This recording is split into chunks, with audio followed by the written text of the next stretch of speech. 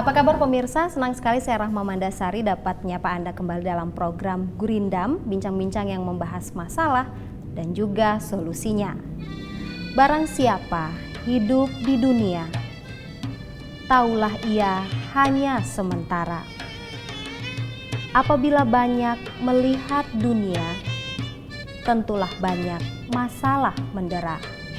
Apabila bincang soal masalah, maka solusi harus pula jadi risalah. Pemirsa, banyak ibu-ibu yang merasa tidak percaya diri karena memiliki anak atau bayi dengan Down syndrome.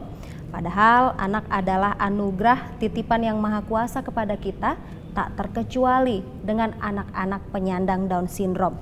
Ternyata bayi yang terlahir dengan Down syndrome sangat rentan untuk mengalami gangguan kesehatan seperti kesehatan mata, telinga, dan juga tiroid.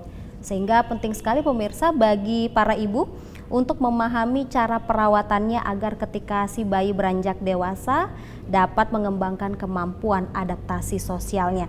Nah pemirsa, hari ini kita akan membahas tentang bagaimana caranya merawat bayi ataupun anak penyandang Down syndrome dan juga mengoptimalkan potensi yang ada pada mereka. Namun sebelumnya saksikan terlebih dahulu ulasan berikut ini.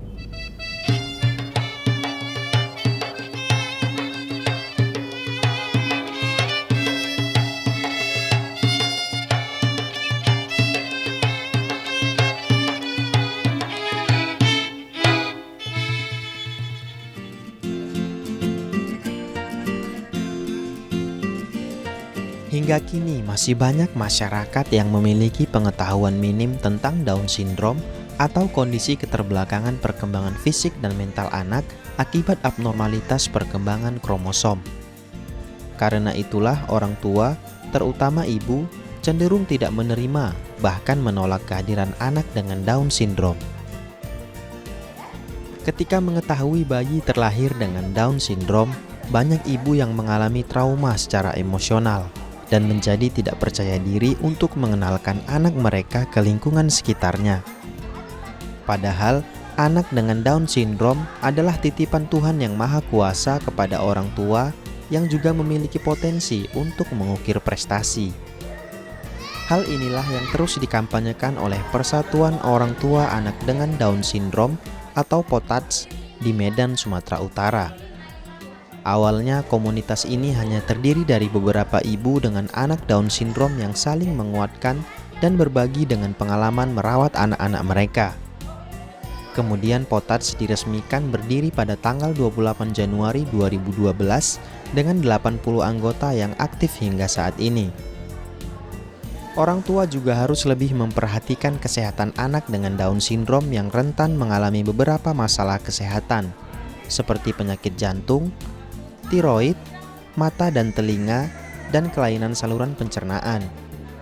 Oleh karena itu, orang tua harus senantiasa memonitoring kesehatan dan pertumbuhan anak-anak mereka agar dapat mengantisipasi dan mengatasi masalah kesehatan yang mungkin terjadi.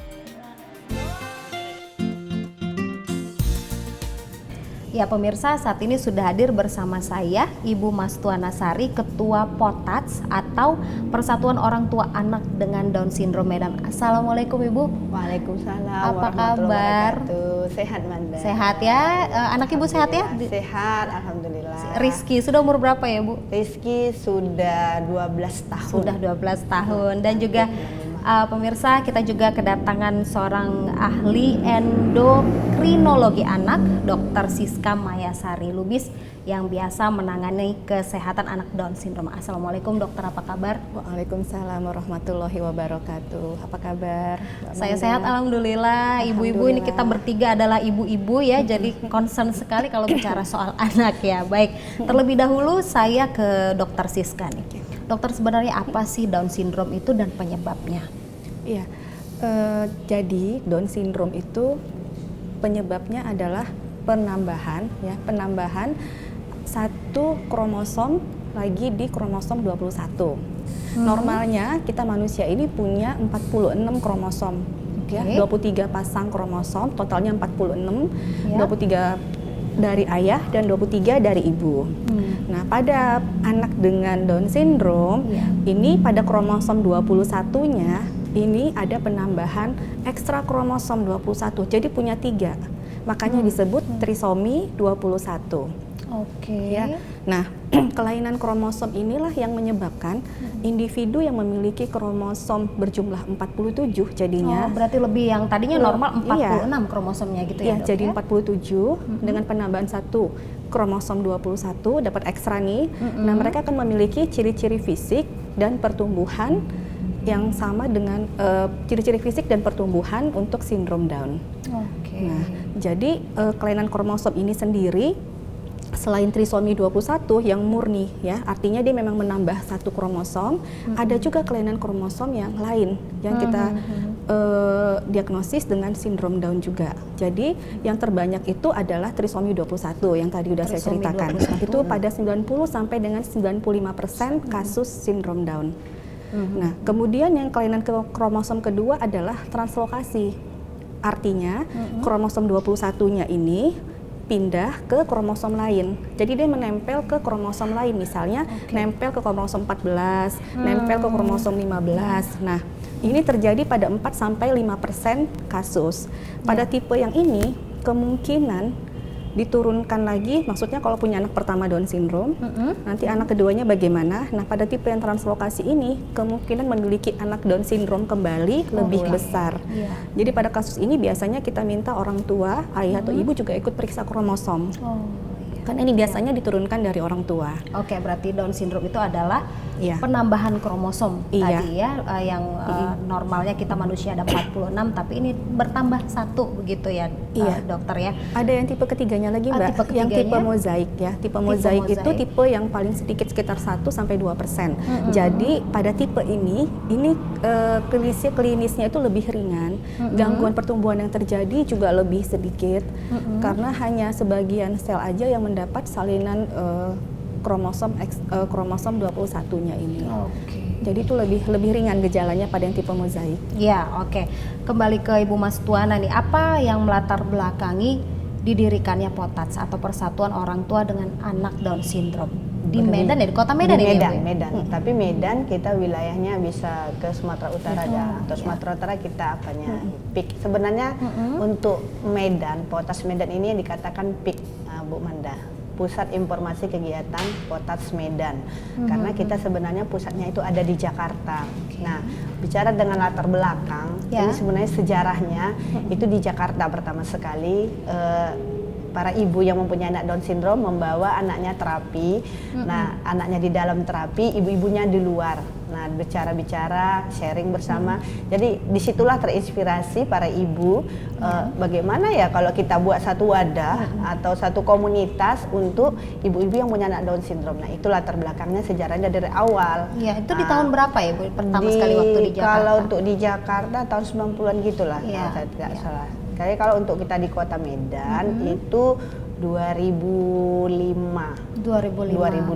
sudah ada. Tapi itu kita waktu di Medan itu kenapa terjadi di Medan ada? Nah, di Medan ini kan dulunya nggak ada informasi. Saya pribadi saat itu usia anak saya 2 tahun, saya minim sekali informasi. Apalagi saya tinggal di daerah saat itu di Rantau Prapat, kota kecil ya di Kabupaten Labuhan Batu. Nah, saya berangkat ke Medan gitu, saya chat di internet, ada POTATS, saya tanya-tanya. Nah, ibu yang di Jakarta turun ke Medan, dikumpullah siapa yang bertanya-tanya tentang anak Down syndrome, dikumpul kami ada bertiga. Nah, itulah awalnya.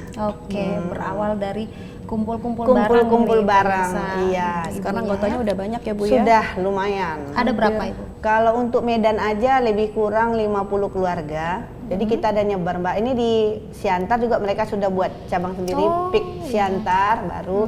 Nanti Labuan Batu, Rantau Prapat juga, Indrapura.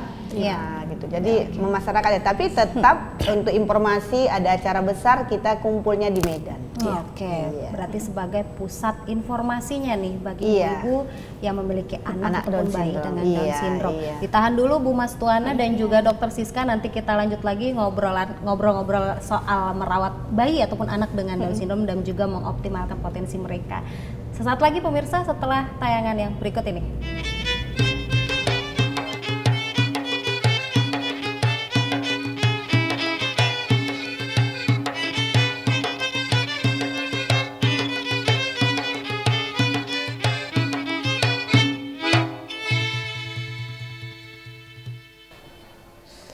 Sejak dia usia 1 bulan, kami ke dokter anak dan dokter mengatakan, oh anak ibu dengan ada kelainan Down syndrome. Dari itu kami periksa ke rumah sakit terdekat. Ya harapannya ya ke depannya biar bisa tumbuh kayak anak normal lainnya lah. Cita-cita Rizky jadi apa? Cita-cita Rizky kamu jadi dokter. Hobinya Rizky apa? Hobi Rizky nani. Belajar apa Rizky di sekolah? Baca menulis. Terus? Baca warnain. Ya, kembali lagi di Gurindam pemirsa dan masih membicarakan bagaimana merawat anak ataupun bayi dengan Down syndrome. Dokter Siska, berarti ini sangat penting ya bagi seorang ibu untuk menjaga masa kehamilan karena kan pembentukan kromosom bayi itu pada masa kehamilan ini ya. Nah, apa sih faktor pemicu timbulnya Down syndrome pada seseorang, khususnya seorang ibu? Iya. Jadi kalau penyebab pasti belum ada ya, hanya penemuan kromosom. Faktor risikonya apa? Pertama, jika si ibu melahirkan dengan usia di atas 35 tahun. Oke. Nah, ini Berarti risiko di atas memiliki usia produktif begitu ya, Dok? di atas 35 tahun. Oke. Nah, jadi melahirkan di atas usia 35 tahun, risiko memiliki anak Down syndrome sekitar 1 dari 400 kelahiran. Kemudian yang kedua, bila memiliki anak sindrom Down sebelumnya. Jadi risiko memiliki anak sindrom Down berikutnya juga besar. Dan ketiga, memiliki saudara kandung, adik kakak dari ayah atau adik kakak dari ibu yang juga Down syndrome. Jadi ini adalah faktor risiko. Itu dikatakan faktor Faktor risiko gitu ya. Iya. Nah, sekarang kita fokus nih membicarakan bayi ini ya, Ibu Mas Tuana, bayi dengan Down syndrome. Nah, biasanya kan bayi ini sangat rentan mengalami gangguan kesehatan. Khususnya kalau anak-anak atau bayi dengan Down syndrome, gangguan kesehatan yang bagaimana, dokter? Iya, bayi lahir dengan Down syndrome. Nah, ini harus segera kita lakukan screening. Mereka ini berisiko untuk memiliki kelainan jantung bawaan, yaitu sekitar 40-60% kasus. Kemudian memiliki risiko juga untuk kelainan di bidang endokrin, misalnya kelainan pada hormon tiroid yang paling sering, sehingga juga harus di screening nih. Ya, Hormon endokrin tiroidnya sejak lahir. berkaitan dengan hormon gitu ya, Dok ya? Iya, hormon tiroid terutama.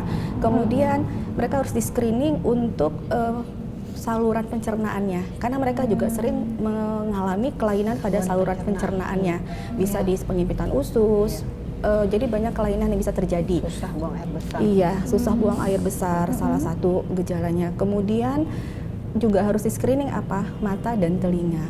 Jadi gangguan pendengaran juga risikonya besar terjadi pada anak dengan sindrom Down. Kemudian kesulitan makan.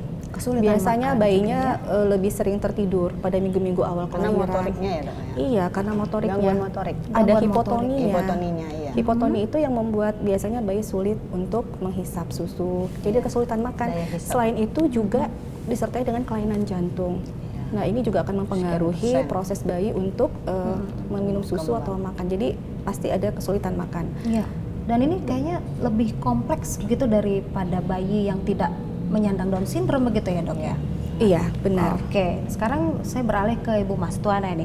Kalau di komunitas Potats sendiri ada tidak program ataupun konsultasi untuk perawatan bayi dengan Down syndrome? Kalau untuk khusus dia kita buat program itu tidak ada, Bu Manda. Cuman kan kita ini Potats ini sebenarnya kan wadah ya, wadah. Tempat mereka berbagi, tempat sharing.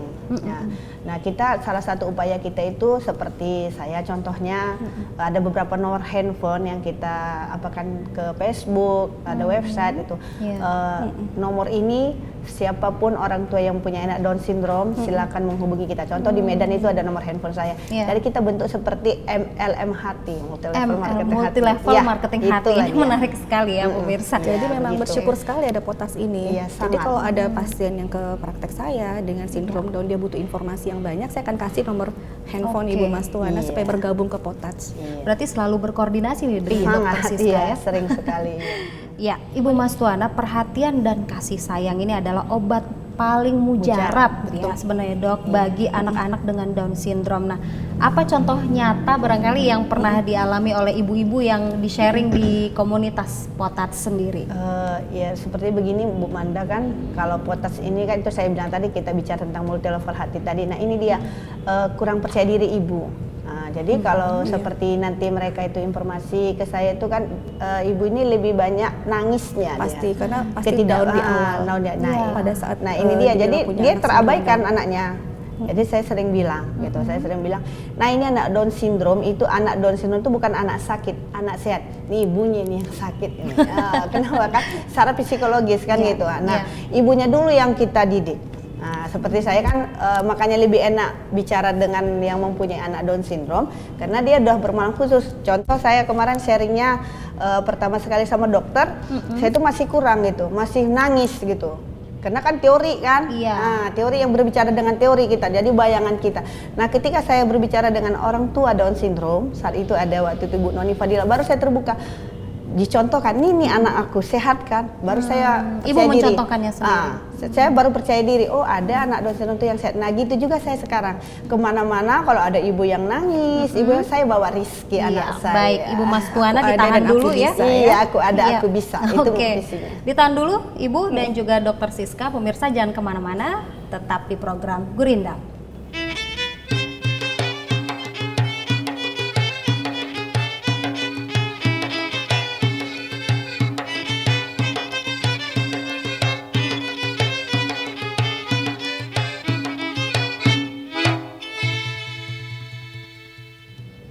Ya pemirsa, kembali di program Gurindam dan masih membahas tentang bagaimana caranya merawat bayi ataupun anak dengan Down syndrome. Kembali ke Dokter Siska nih, Dok, seberapa besar manfaat cinta kasih dan juga perhatian dari orang tua khususnya ibu ya pada seorang bayi atau anak dengan Down syndrome?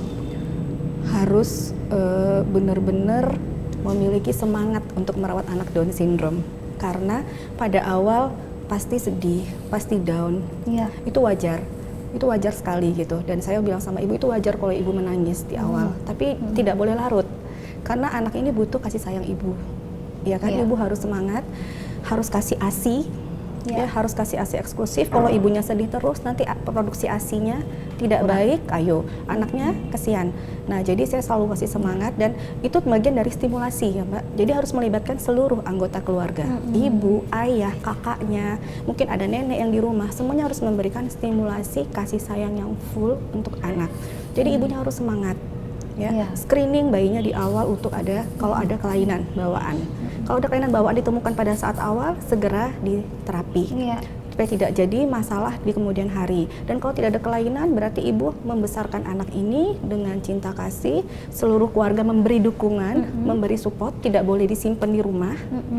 Ya, kadang-kadang mau tidak disosialisasikan, anak tetap harus bersosialisasi dengan teman Karena sebayanya. perasaan Membantu. malu begitu Itu, ya Bu, itu ya, tidak membantu percaya tumbuh diri. kembang ya. Kalau Iya, kita oke. sosialisasi membantu tumbuh kembang. Jadi kita mau walaupun dia penyandang sindrom Down, dia punya kualitas hidup yang baik. Iya. Itu yang Kemampuan paling juga penting. ada. Jadi saya selalu bilang seperti itu. Tetap harus semangat. Mereka ada dan mereka bisa. Lihat bakat anak kemana. Iya. Itu mesti lihat karena mereka juga bisa potensial di kemudian hari. Iya. Sesuai dengan bakat yang mereka miliki. Ya, kembali nih ke Ibu Mas Tuana nih. Apa kendala yang dihadapi ibu-ibu nih? Dan Ibu juga ketua dari POTAT sendiri ya. Ada kendala tidak Ibu dalam Sangat. banyak ya?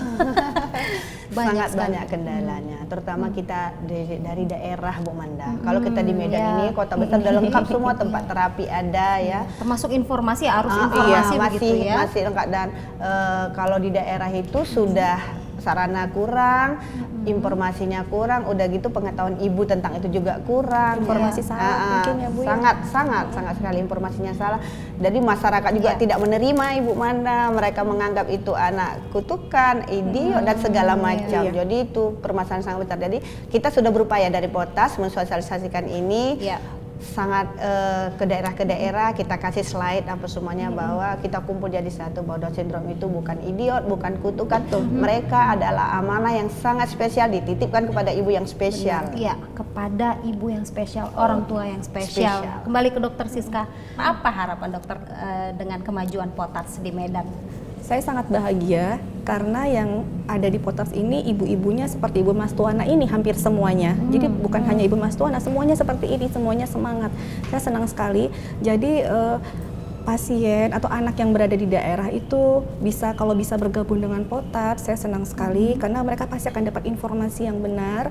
Kemudian ibunya tahu ini anak ini mesti misalnya Diapain? belum di screening, apa yang harus dilakukan. Apa dia lakukan? Kemudian ada lagi yang penting adalah konseling genetik ya, apalagi kalau dia anak pertama. Bagaimana nanti Anak kalau kedua anak dan keduanya. seterusnya ya. Jadi peran Potas ini sangat penting sekali untuk membantu saya sebenarnya memberikan untuk kami para dokter untuk memberikan informasi dan edukasi. Saya sangat mendukung sekali. Baik, nih Ibu Ketua Potats nih, apa nih pesan Ibu Mas Tuana kepada pemirsa di rumah, ibu-ibu yang mungkin sedang bersedih karena memiliki bayi ataupun anak dengan Down syndrome? Pesan saya yang pertama itu kepada ibu yang mempunyai anak Down syndrome, untuk ibu, bapak yang punya anak Down syndrome, ayo berhentilah menangis. Tiada guna menangis, berhentilah menangis. Kenapa? Berbahagialah, banggalah punya anak Down syndrome. Dengan anak Down syndrome ini mungkin jalannya kita itu menuju surga itu lebih banyak seperti itu. Jadi kalau sudah berhenti menangis, kita akan mendapat suatu solusi. Kenapa? Kita bisa welcome ya. Apa yang harus aku lakukan seperti itu. Nah, kalau untuk masyarakat, saya harap ke masyarakat seluruh Indonesia. Mungkin mudah-mudahan ini tayang seluruh Indonesia ya, Ibu Manda ya. Benar sekali, Bu. Janganlah menyingkirkan anak Down syndrome karena mereka itu ada. Dan mereka mereka bisa, Mereka gitu. ada dan mereka seperti bisa, mereka ya. memang beda, tetapi bukan untuk dibedakan. Baik, Benar. Terima kasih banyak Ibu Mas Tuana dan juga Dokter Siska Terima kasih, sudah Manda. hadir di Gurindam, dan mudah-mudahan hari ini pemirsa ya, khususnya orang tua yang mungkin memiliki anak dengan Down syndrome tergugah hatinya dan tetap semangat untuk mengoptimalkan potensi mereka karena mereka ada dan mereka bisa. Terima kasih sekali lagi ibu-ibu. Pemirsa, seperti biasa kita sudah sampai di penghujung acara dan saya bacakan petikan bait Gurindam kontemporer. Anak adalah pelengkap bahagia bahtera rumah tangga. Rawatlah ia dengan segenap kasih dan tenaga. Menjaga anak adalah tanggung jawab kita.